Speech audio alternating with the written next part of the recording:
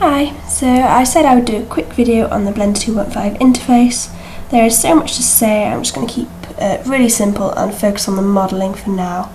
So the way I learnt was Blender for Dummies, actually, written by Jason Van Gumster. I hadn't actually used Blender before I read it, which was interesting. A little bit overwhelming. It was just to get the sense of what it was capable of, really, and it was so useful.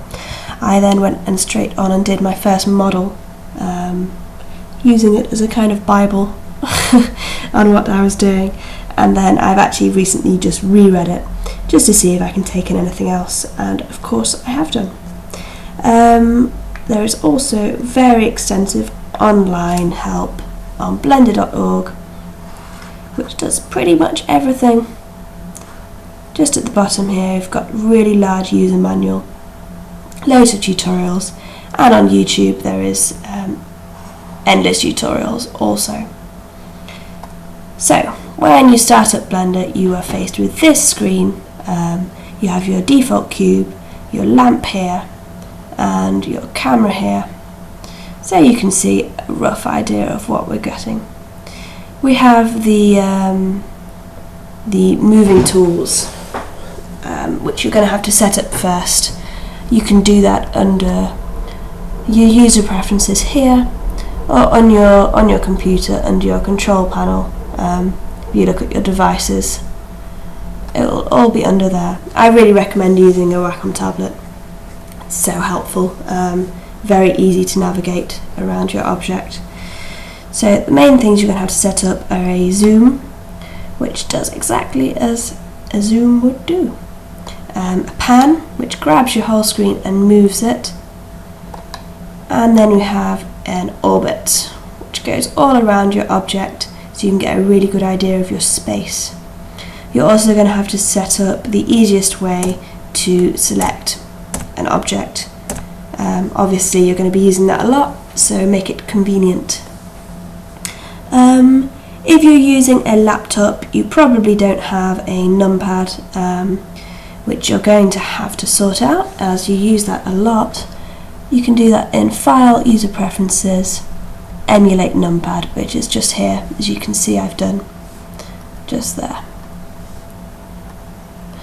What that does is makes your top bar of numbers as your shortcuts. And they are view shortcuts, so if you press 1, for example, it will look at your scene from the front. If you press 7, it will view it from the top. And they're really just useful ways of not getting lost. Also, if you press 0, which is very useful, you view it from your camera's point of view. Right, so we have the default cube here. If you select it, you can start to manipulate it and move it around by 3 main hotkeys really. You press G and it grabs it, R and it rotates it, and S and it will scale it. You can then lock it to vertices, so you have your Y, your X and your Z vertices. So if you G then Y, it will grab it along the Y axis, and so on. If you're not familiar with your axes, I really recommend you making sure you know them before you start modelling. You have a very helpful little diagram in the bottom corner right here, which is great. Right, I normally turn off the button at the bottom because I find that gets in the way a little bit, but you can keep that on if you want to. On the left hand side there are basic tools. I very rarely use this tool panel and normally end up minimising it, but there are some useful things there, so do have a look in it. At the bottom we have a timeline used for animations, and we have various useful tools. There is snapping tools, the pet fall off, which is quite useful but a little bit difficult to get the hang of. You have your layers here, which are the same as any other program. Unfortunately you're limited to 20.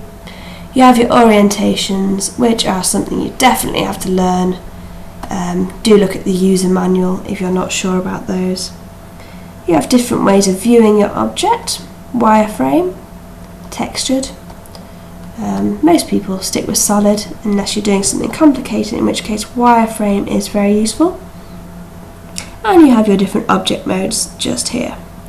Just going to stick with edit and object mode for now. So if you press tab, you can go straight into edit mode, which will enable you to edit.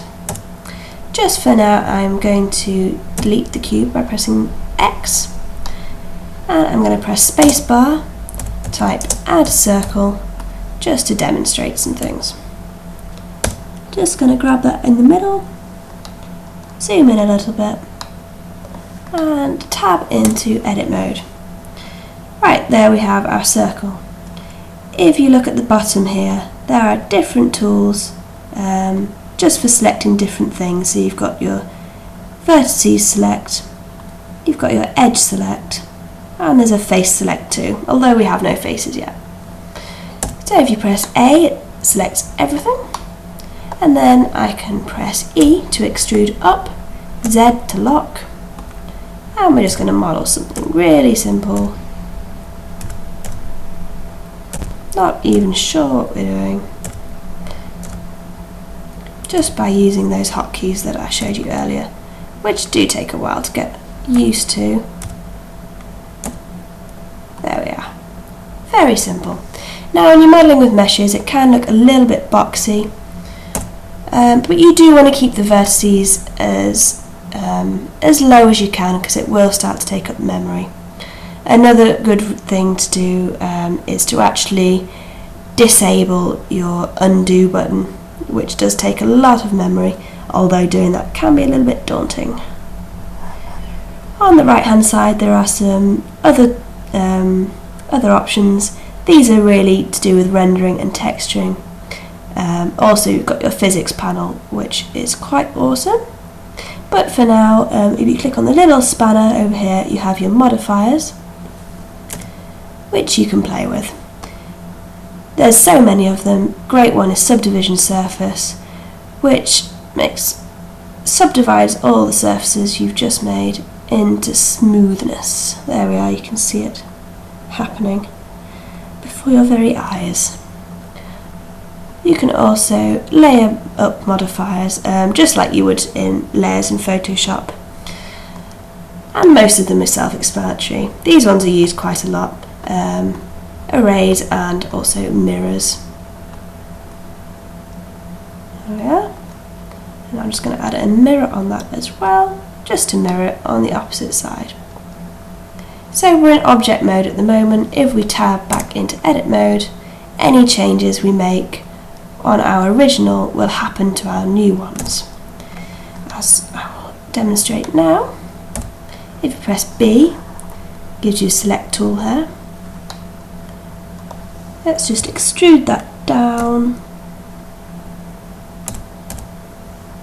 grab everything, bring it up, and I might scale that down a little bit. There we are. We have some little interesting little tumblers, bottles. You can see the rough way this works.